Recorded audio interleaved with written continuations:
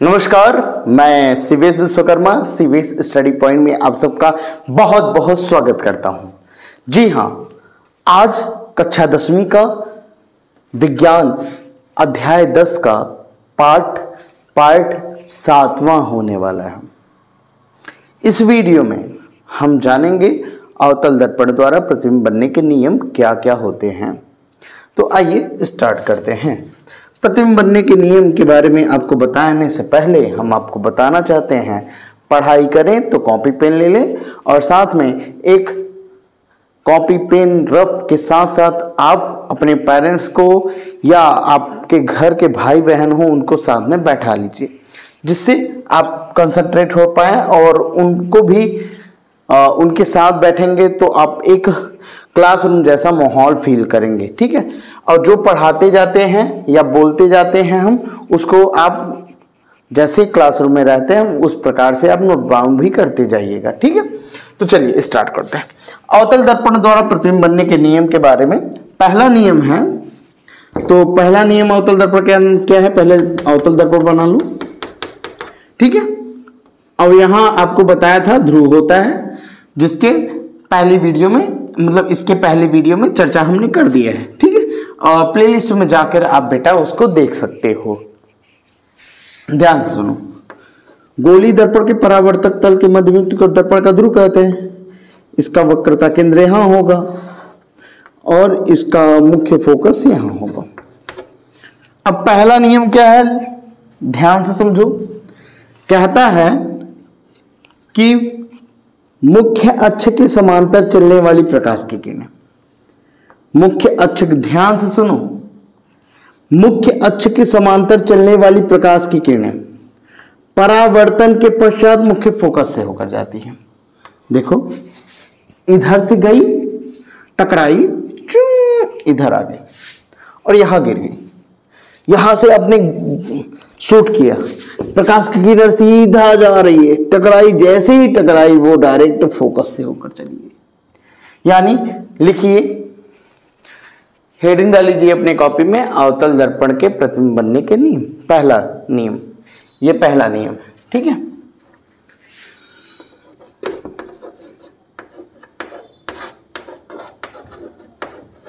प्रथम नियम लिखिए, मुख्य अक्ष के समांतर चलने वाली प्रकाश की किरणें, मुख्य अक्ष के समांतर चलने वाली प्रकाश की किरणें परावर्तन के पश्चात फोकस से होकर जाती है। ठीक है, यह प्रथम नियम हो गया। इसका फिगर भी बना लीजिए। अब हम द्वितीय नियम की बात करते हैं। अवतल दर्पण में 3 नियम बताए गए हैं और इन्हीं 3 नियमों के किन्हीं 3 में से 2 नियमों की सहायता से हम किसी वस्तु का प्रतिबिंब बनाना सीखेंगे। अभी आगे आपको बताएंगे। ठीक है, ये द्वितीय नियम है।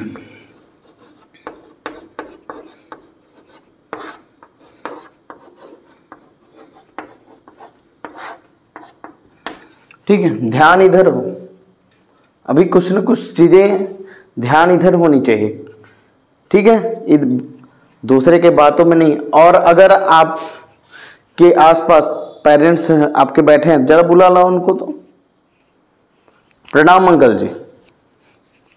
अगर आप इनके पास पेरेंट्स हैं तो इनको थोड़ा अपने हिसाब से डील कीजिए। ठीक है, आपकी ये रिस्पॉन्सिबिलिटी बनती है कि आपका बच्चा पढ़ रहा है कि क्या कर रहा है, ये आपकी जिम्मेदारी है। ठीक है, और तुम्हारी बेटा रिस्पॉन्सिबिलिटी क्या है कि आप ईमानदारी से पढ़ो तो ईमानदारी से। ठीक है, अपने कार्य के प्रति ईमानदार। यही वक्त है कुछ करके दिखाने का। बाद में कोई वक्त नहीं मिलने वाला। जो लोगों से, दोस्तों लोगों से कह आया ना, हाई स्कूल में दिखा देंगे, क्लास 10th में दिखा देंगे, तो यही वक्त है कर जाने का। बाद में बेटा एग्जाम टाइम में थोड़ी नहीं पढ़ पाओगे, मन नहीं लगेगा, इसलिए अभी से पढ़ते चलो। हम लोगों को पता होता है और आप भी एक्सपीरियंस ये हो जाओगे। जब जैसे एग्जाम बीतेगा तब एक्सपीरियंस हो जाओगे, सर ने क्या बताया था। तो इसलिए ध्यान से सुनो, लापरवाही नहीं। अगर आपको करना है अपनी लाइफ के साथ लापरवाही तो करो। ठीक है, तो आपसे कहीं ज्यादा कष्ट हम लोगों को होगा, क्योंकि एक टीचर चाहता है कि उसका शिष्य आगे, उससे भी कहीं ज्यादा आगे निकले। तो ये बात याद रखना। द्वितीय नियम को चलते हैं, अवतल दर्पण बना लेते हैं फिर इसमें। अगर नहीं समझ में आ रहा है तो वीडियो को पहले करके थोड़ा स्किप करके देखते जाओ, ठीक है। यहां ध्रुव हो गया, यहां वक्रता केंद्र हो गया, इसको मिला दी एक रेखा, इसको मुख्य अक्ष कहेंगे। यहां हो गया मुख्य फोकस। पहला नियम तो बता दिए। अब दूसरा नियम क्या है? मुख्य फोकस से होकर जाने वाली प्रकाश की किरणें परावर्तन के पश्चात मुख्य अक्ष के समांतर हो जाती है। जस्ट उल्टा, इसका अपोजिट है। यहां क्या था? मुख्य अक्ष के समांतर चलने वाली प्रकाश की किरणें परावर्तन के पश्चात फोकस से होकर जाती है। यहां फोकस से होकर जाने वाली प्रकाश की किरणें परावर्तन के पश्चात मुख्य अक्ष के समांतर हो जाती है। लिखिए, कॉपी में लिखिए। द्वितीय नियम,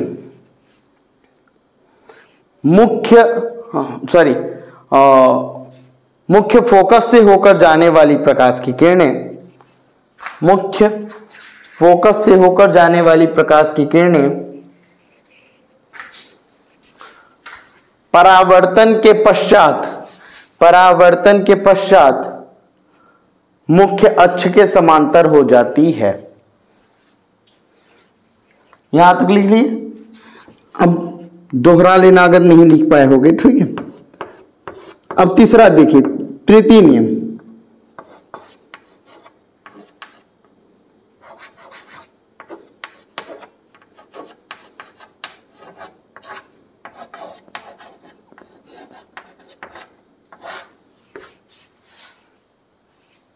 ठीक है, देखो बेटा, तृतीय नियम देख लो। तृतीय नियम क्या होता है? यहां भी हमने बना दिए, ठीक है। अवतल दर्पण बना दिए, यहां ध्रुव बना दिया, यहां वक्रता केंद्र है, यहां मुख्य फोकस है, ठीक है। अब देखिए इसमें क्या नियम है लग रहा है, ये ध्यान दीजिए कि इसमें क्या है? वक्रता केंद्र से होकर जाने वाली प्रकाश की किरणें परावर्तन के पश्चात उसी मार्ग पे वापस लौट आती हैं, उसी मार्ग से वापस लौट आती है। देखिए, वक्रता केंद्र से होकर गया और वहीं से टकराया, वापस लौट गया। तृतीय नियम लिखिए, वक्रता केंद्र से होकर जाने वाली प्रकाश की किरणें, फिगर बनाते जाना बेटा, तभी तो समझ में आएगा कायदे से। फिगर बना लेना, ठीक है। लिखो, वक्रता केंद्र से होकर जाने वाली प्रकाश की किरणें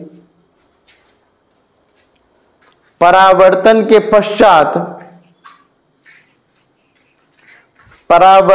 पश्चात उसी मार्ग से वापस लौट जाती हैं, उसी मार्ग पर वापस लौट जाती हैं। तीनों नियम हो गए। पहला नियम क्या है? ध्यान से सुन लो फिर से। मुख्य अक्ष के समांतर चलने वाली प्रकाश की किरणें परावर्तन के पश्चात फोकस से होकर जाती है। अब द्वितीय नियम क्या है? फोकस से होकर जाने वाली प्रकाश की किरणें परावर्तन के पश्चात मुख्य अक्ष के समांतर हो जाती है। अब तृतीय नियम क्या है? वक्रता केंद्र से होकर जाने वाली प्रकाश की किरणें परावर्तन के पश्चात उसी मार्ग पर वापस लौट जाती है। अब मेरे साथ दोहराइए, दोहराइए नहीं तो चाटा लगेगा, समझ लेना। अब निगाहें किधर है हीरो? ध्यान से पढ़ो, ठीक है। चलो इधर देखो, पीछे क्या देख रहे हो, इधर देखो, ध्यान से समझो। और अभी जो मैं समझा रहा हूं, एक वीडियो में आपका 100% कॉन्सेप्ट क्लियर होगा। नहीं होगा तो समझ लेना, हम तो वहां घुस के आके मारेंगे नहीं, आप खुद से अपने से तमाचे लगाओगे, समझ लेना, ठीक है। देखो तीनों नियम देखो, ध्यान से सुनो। पहले जो मैं दोहरा रहा हूं फिर दोहराना तुम, ठीक है। बोलो, मुख्य अक्ष के समांतर चलने वाली प्रकाश की किरणें। दोहराओ, एक बार में याद रखना है तो, ठीक है। फिर बोलो, मुख्य अक्ष के समांतर चलने वाली प्रकाश की किरणें, हाँ, परावर्तन के पश्चात परावर्तन के पश्चात फोकस से होकर जाती है। अब देखिए, अब दूसरा का नियम, मुख्य फोकस से होकर जाने वाली प्रकाश की किरणें परावर्तन के पश्चात मुख्य अक्ष के समांतर हो जाती है। तृतीय नियम देख लीजिए, वक्रता केंद्र से होकर जाने वाली प्रकाश की किरणें परावर्तन के पश्चात उसी मार्ग से वापस लौट जाती हैं। समझ में आया बात? इतना तक समझ में आया कि नहीं आया? आगे अब देखते हैं। अब हम जानेंगे कि प्रतिबिंब अवतल दर्पण में किन किन स्थितियों में प्रतिबिंब बनता है। ठीक है बेटा, ध्यान से समझिए।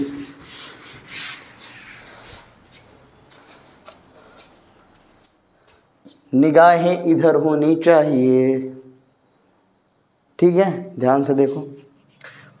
अब प्रतिबिंब बनने के नियम हम जान गए। अभी 3 नियम जो जाने ना बेटा, इन्हीं 3 नियमों में से किन्हीं 2 नियम की सहायता से हम किसी वस्तु का प्रतिबिंब बनाते हैं। अवतल दर्पण,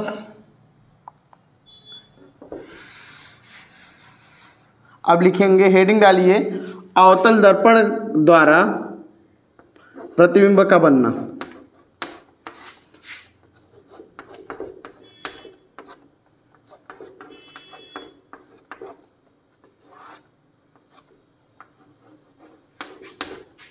हेडिंग डाल लो बेटा, लिखते हुए चलो, ठीक है। क्लास में एकदम देखो बच्चा,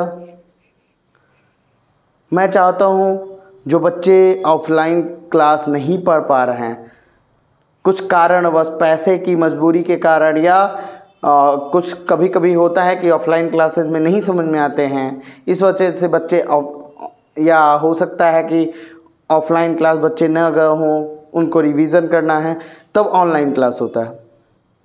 और जो बच्चे गरीब है, जो गरीब परिवार से हैं, वो बेचारे, मान लीजिए उनके पास पैसा नहीं है, तो वो कैसे अपनी क्लास करेंगे। इसी वजह से हम चाहते हैं कि आप लोग क्लास को कंटिन्यू रखिए और अच्छे से मन लगा कर पढ़िए। कोई वीडियो का पैसा नहीं ले रहे हैं, कोई क्लास का पैसा नहीं ले रहे हैं बेटा, मन लगा के पढ़ो।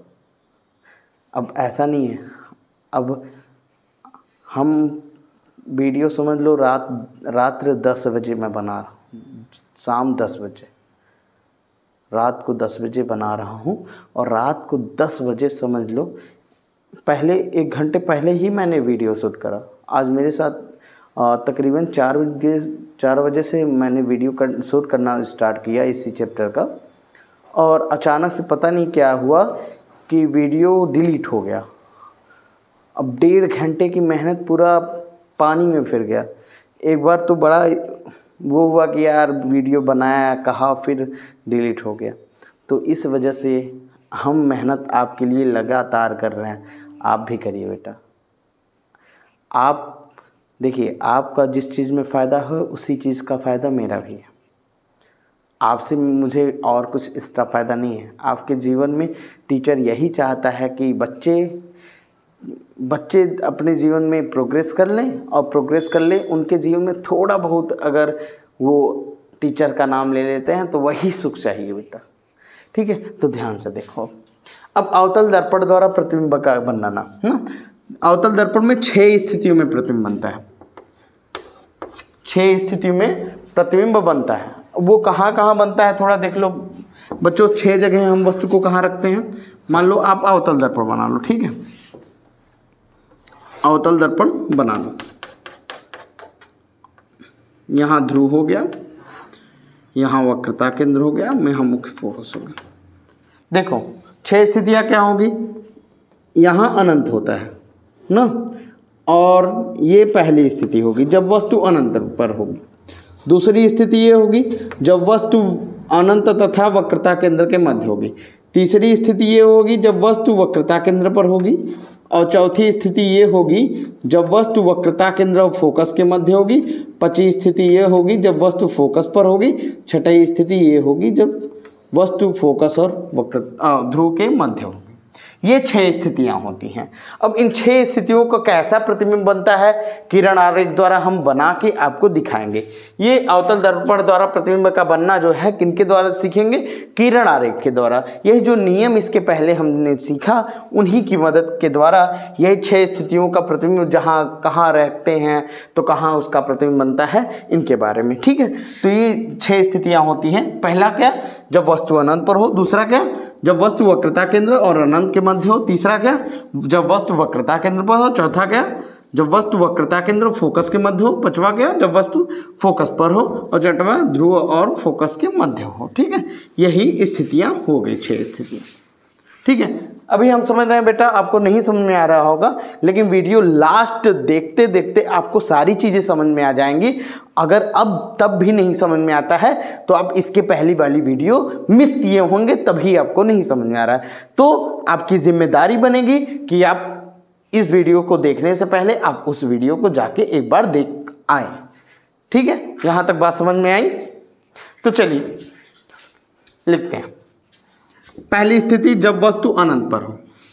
लिख लीजिए, आप केवल ध्यान दीजिए। अभी जब मैं कहूँगा लिखने के लिए तब लिखिएगा। ठीक है, मैं जो समझा रहा हूँ उसको ध्यान से वीडियो को देखो। जब वस्तु अनंत पर स्थित हो।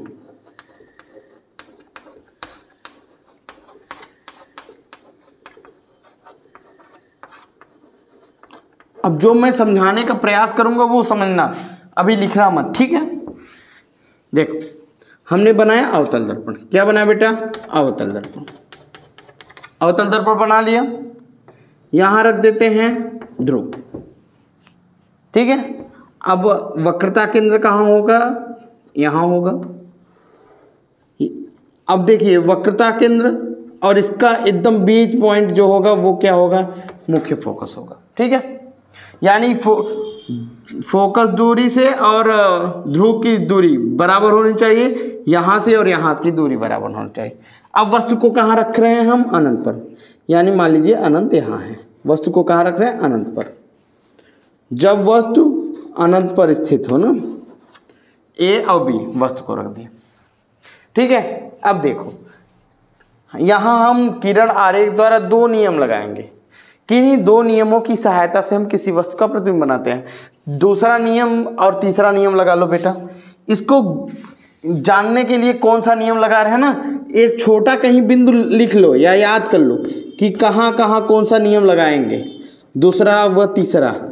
इस पहले वाले में हम क्या दूसरा और तीसरा लगा लो तो ऑटोमेटिक आ जाएगा। देखो दूसरा नियम क्या था, मुख्य फोकस से होकर जाने वाली प्रकाश की किरणें परावर्तन के पश्चात मुख्य अक्ष के समांतर हो जाती है, यही था।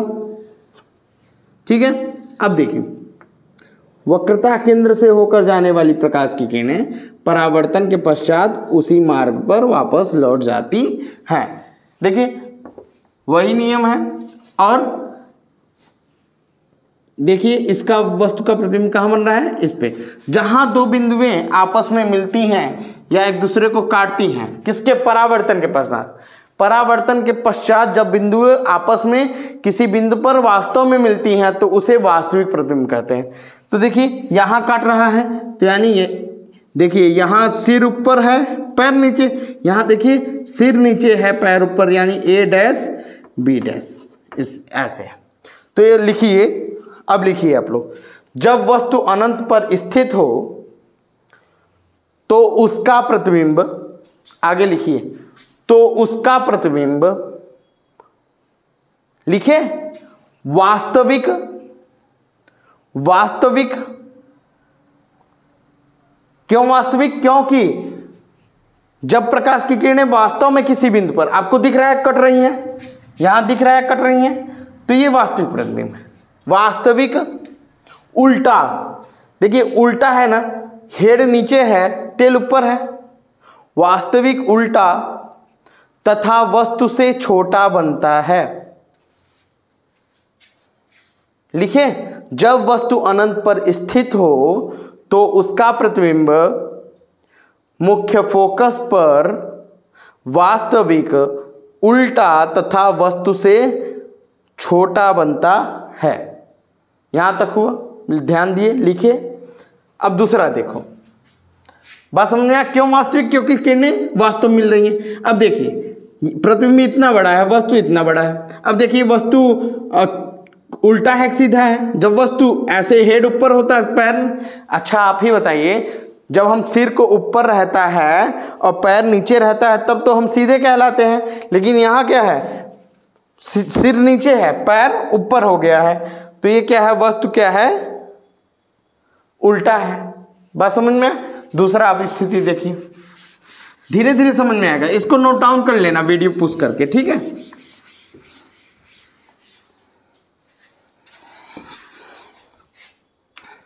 अब दूसरा देखिए,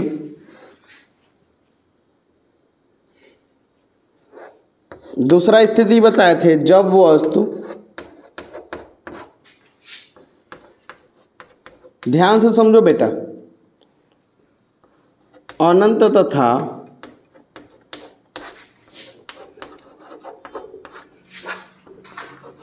वक्रता केंद्र के मध्य हो।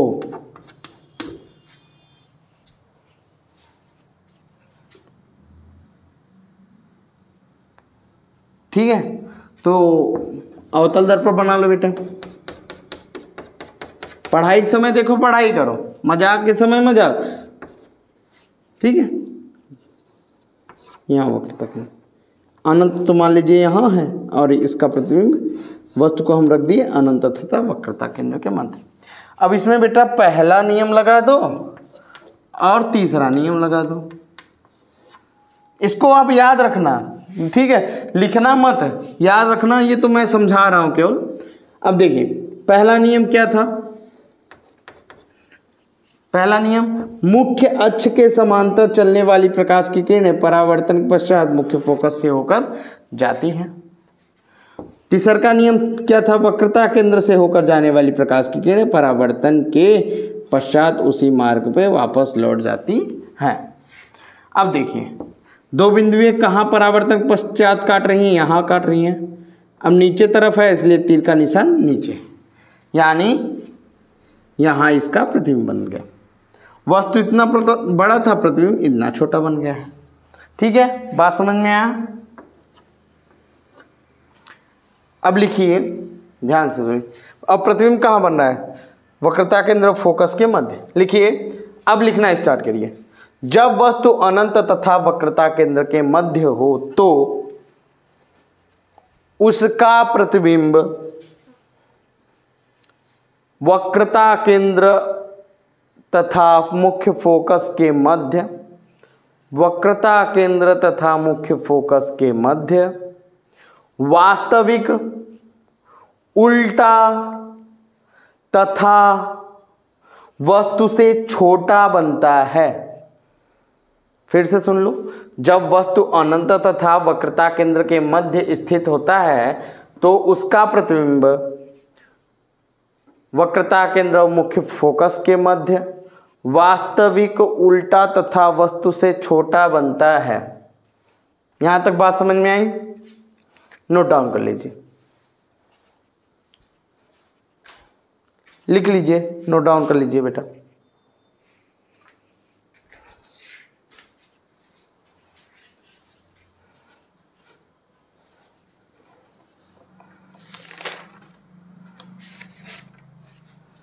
यहां तक लिख चुके?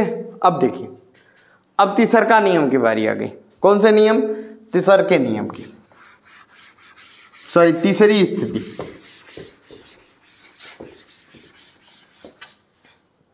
तीसरी स्थिति क्या बताया था, कहां होती है? जब वस्तु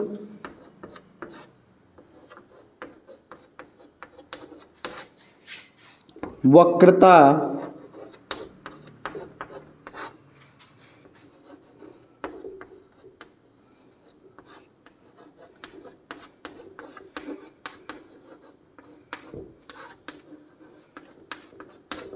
जब वस्तु वक्रता केंद्र पर स्थित हो। ध्यान दीजिए, अवतल दर्पण बना लीजिए। समझिए, पहले लिखिएगा मत, पहले समझिए। यहाँ ध्रुव बना लीजिए, यहाँ वक्रता केंद्र बना लीजिए, यहाँ मुख्य फोकस बना लीजिए। अब वस्तु कहाँ रखा जा रहा है? डायरेक्ट वक्रता केंद्र पर। ठीक है, तो देखिए पहला नियम लगाइए और दूसरा नियम लगा दीजिए। कौन सा नियम इसमें लगा देंगे? पहला व दूसरा नियम। आपको बताया है 2 ही नियम क्यों लगा रहे हैं, क्योंकि प्रतिबिंब बनाने के लिए हम केवल 2 नियम, 3 में से 2 नियम की केवल आवश्यकता पड़ती है। अब तीनों में से कौन कौन सा लगेगा ये आप याद रखना। ठीक है, अब देखिए मुख्य अक्ष के समांतर चलने वाली प्रकाश की किरणें परावर्तन के पश्चात मुख्य फोकस से होकर जाती है। बात समझ में आया? देखिए बोलते रहिएगा, बोलेंगे नहीं तो आएगा नहीं। जब बनाने लगेगा फिगर ना तो बोलिएगा कि कैसे मुख्य अक्ष के समांतर चलने वाली प्रकाश की किरणें परावर्तन के पश्चात फोकस से होकर जाती हैं। अब समझिए, न्यूमेरिकल में 5 नंबर के आएंगे ये प्रश्न, और न्यूमेरिकल में जब साथ में आएंगे बेटा तो कैसे करोगे, इसलिए ध्यान से समझो, बहुत इंपॉर्टेंट है और बोर्ड एग्जाम में डेफिनेटली आता है। ठीक है, अब देखिए दूसरा का नियम लगा दीजिए। मुख्य फोकस से होकर जाने वाली प्रकाश की किरणें परावर्तन के पश्चात मुख्य अक्ष के समांतर हो जाता है। ठीक है, थोड़ा कुछ मिस्टेक हो गया है, देखिए फिगर बनाने में ध्यान समझिए।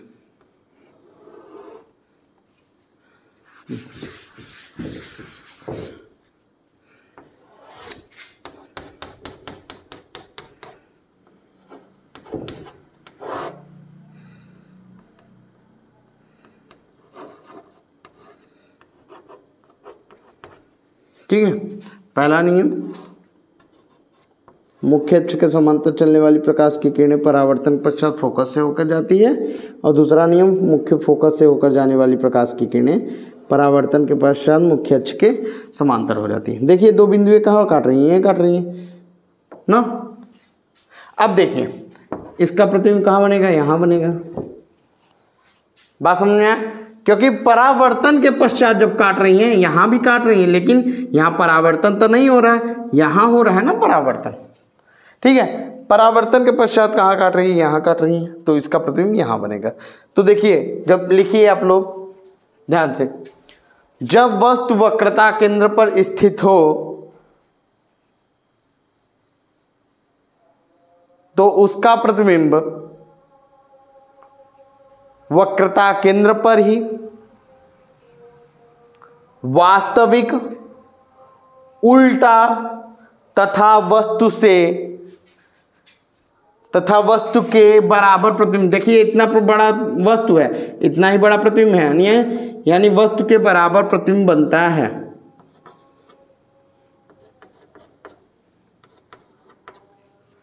ठीक है, समझ में आया? अब अगर ना समझ में आया फिर से सुन लीजिए। तीसरा क्या है? जब वस्तु वक्रता केंद्र पर स्थित होता है तो उसका प्रतिबिंब वक्रता केंद्र पर ही वास्तविक, उल्टा तथा वस्तु के बराबर प्रतिबिंब बनता है।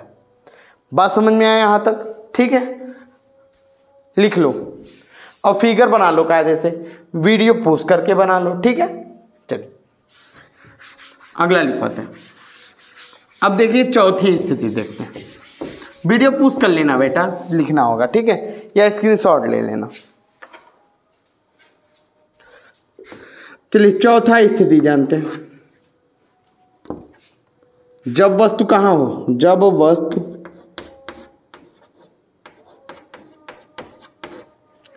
वस्तु वक्रता केंद्र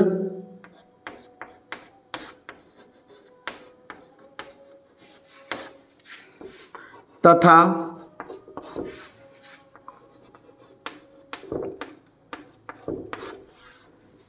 जब वस्तु वक्रता केंद्र तथा मुख्य फोकस के मध्य हो।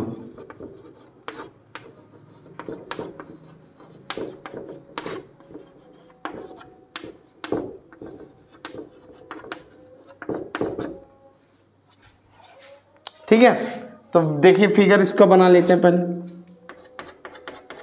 इसको कलई कर दिए, यहाँ ध्रुव हो गया, यहाँ यहाँ आपका वक्रता केंद्र हो गया, मान लीजिए यहाँ मुख्य फोकस हो गया। वस्तु को हम कहाँ रख रहे हैं, इसके और इसके बीच में, ठीक है। तो देखिए आप लगा लीजिए पहला नियम और तीसरा का नियम लगा दीजिए। क्या लगाएंगे, मुख्य अक्ष के समांतर चलने वाली प्रकाश की किरणें परावर्तन के पश्चात मुख्य फोकस से होकर जाती है, ठीक है। अब क्या लगाएंगे, दूसरा का नियम लगा दीजिए। मुख्य फोकस से होकर जाने वाली प्रकाश की किरणें परावर्तन के पश्चात मुख्य अक्ष के समांतर हो जाती है। अब देखिए प्रतिबिंब कहाँ बन रहा है, यहां बन रहा है, ठीक है। A b, b dash, a dash, बात समझ में आए। यानी देखो वस्तु यहां रख रहे हैं, इसके सी और एफ के बीच, तो उसका प्रतिबिंब कहाँ बन रहा है, सी के बाद और अनंत के बीच, यानी वक्रता केंद्र और अनंत के मध्य बन रहा है, ठीक है। तो और कैसा बन रहा है, वास्तविक बन रहा है, उल्टा बना रहा है, ठीक है, वस्तु से बड़ा बन रहा है। ध्यान से देखो, लिखो, हेडिंग डालो, जब वस्तु वक्रता केंद्र तथा मुख्य फोकस के मध्य स्थित हो तो उसका प्रतिबिंब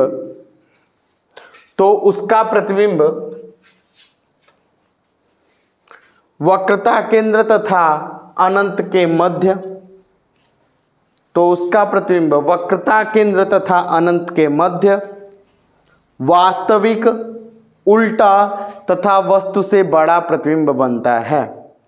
वास्तविक, उल्टा तथा वस्तु से बड़ा प्रतिबिंब बनता है, ठीक है। यहां तक बात समझ में आई। और फिगर, अब इसके बाद फिगर बना लो। फिगर बेटा गलती नहीं होना चाहिए, और फिगर नियम बोल के लिखोगे तो गलती नहीं होगा। बात समझ में आ, यहां लिख लो, फिगर बना लो, लिखो।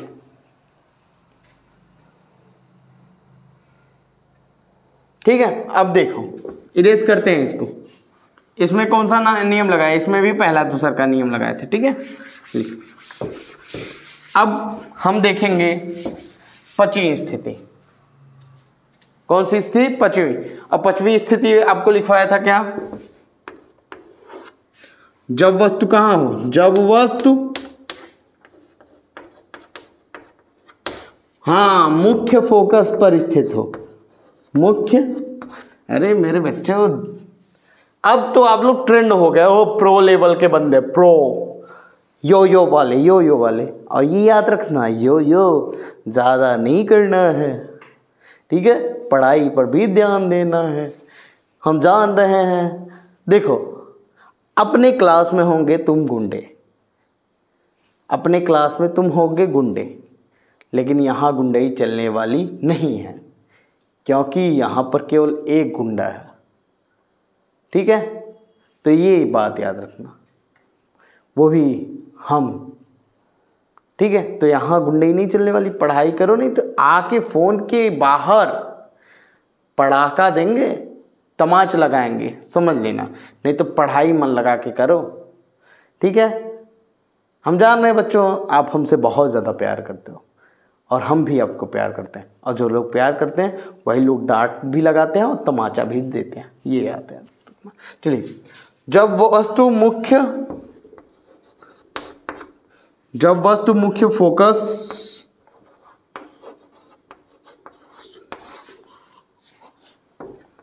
पर स्थित हो,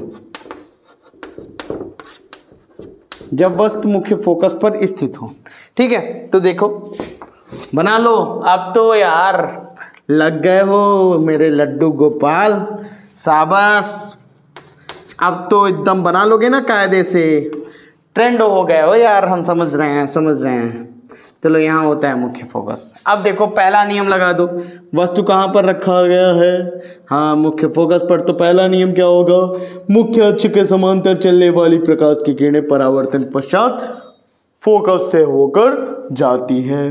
अब तीसरा का नियम क्या हो गया, वक्रता केंद्र से होकर जाने वाली प्रकाश की किरणें परावर्तन के पश्चात उसी मार्ग से वापस लौट आई। तो देखिए वस्तु टकराया, इधर लौट आया, तो ये जाके मान लीजिए अनंत पर मिलेंगी। किरणें कहाँ मिलेंगी? अनंत पर, क्योंकि आप तो अनंत को देखते नहीं हैं, ठीक है, आगे जाके मिलेगी। तो ये बात याद रखना, समझ में आया? फिगर बना लीजिए इसका और लिखिए पहले। वस्तु देखिए इतना बड़ा है, प्रतिबिंब देखिए यहाँ से स्टार्ट होगा, यहाँ है, बहुत बड़ा है और बढ़ता जा रहा है, बढ़ता जा रहा है, ठीक है। तो लिखिए, जब वस्तु मुख्य फोकस पर स्थित हो तो उसका प्रतिबिंब अनंत पर वास्तविक उल्टा, उल्टा तब भी बन रहा है बेटा, उल्टा तथा वस्तु से अत्यंत बड़ा बनता है।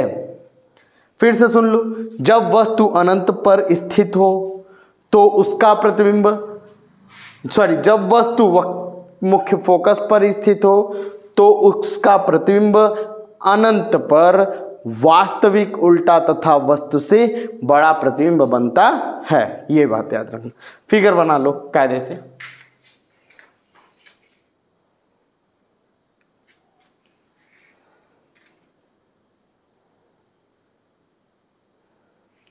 बन गया फिगर?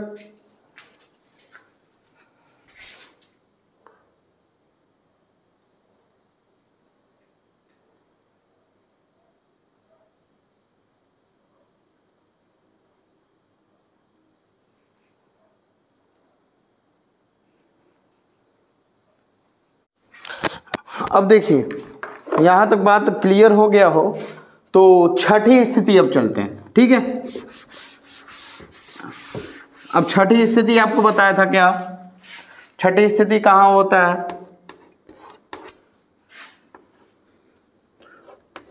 जब वस्तु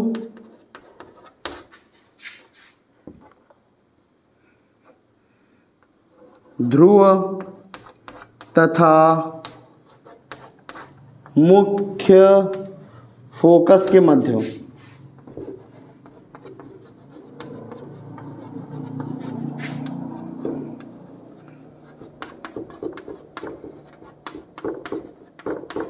ठीक है।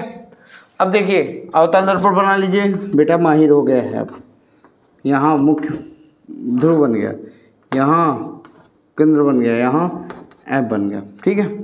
अब पहला नियम लगा दीजिए और वस्तु कहाँ रखते हैं? यहाँ। पहला नियम, मुख्य अक्ष के समांतर चलने वाली प्रकाश की किरण परावर्तन पश्चात फोकस से होकर जाती है। और दूसरा का नियम लगा दीजिए, वक्रता केंद्र से होकर जाने वाली प्रकाश की किरणें परावर्तन पश्चात उसी मार्ग में वापस लौट जाती है। तो ध्यान से देखिए, वक्रता केंद्र यहाँ मान लीजिए और